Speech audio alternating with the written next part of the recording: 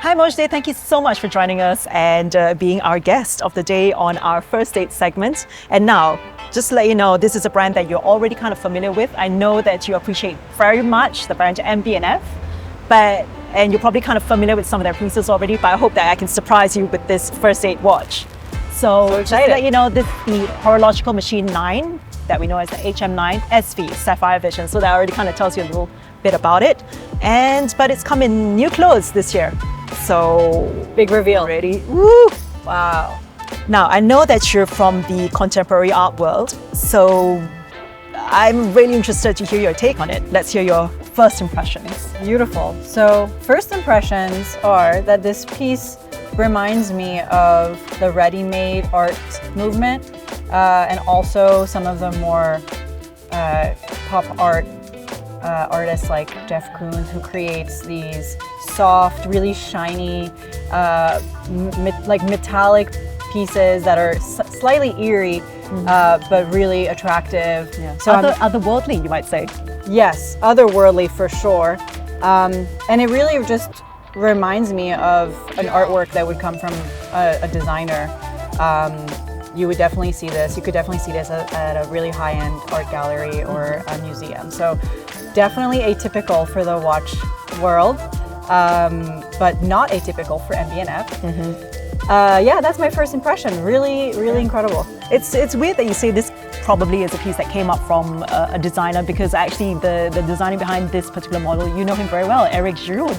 Ah, now we're talking. Yeah. Now we're talking. Eric Giroud is a good friend who's helped me out in many ways before, and it completely makes sense that he's designed this. I really, really appreciate how soft the curves and the curves are extremely soft.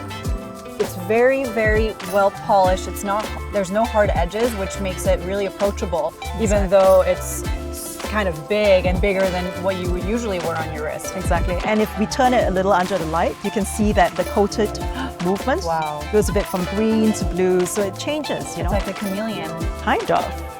Beautiful. So I know that you personally, you tend to wear more of the vintage style of watches, a bit smaller in diameter, maybe, but could you see this as your plus one, maybe one of these days? Definitely. I do generally tend to wear smaller watches that are vintage, more subtle. I have a small wrist, so it's harder for me, I think, to pull off something this big, but something that makes it feel really approachable is that it is so playful, and it really reminds me of toys that you may play with in your childhood, and I think that's very in line with MB&F's typical designs, in the sense that there's such joy and creativity, and they really have their own universe that they've created in their own language. So although it's a bit, atypical, it doesn't come off as pretentious or unapproachable because of this playful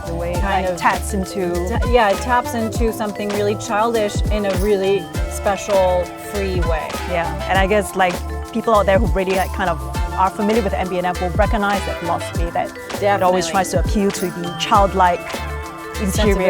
Yeah, exactly. Yeah.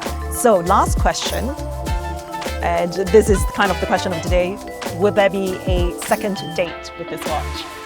I'm definitely intrigued, and I'm definitely interested in getting to know it better, because it's so intricate, and because it is so open in the design, there's just so much to look at, and I think it would take more than just one date to get to know it better. Maybe we can get a little cozier on a second date and really look at each other's crevices. Or even a third date.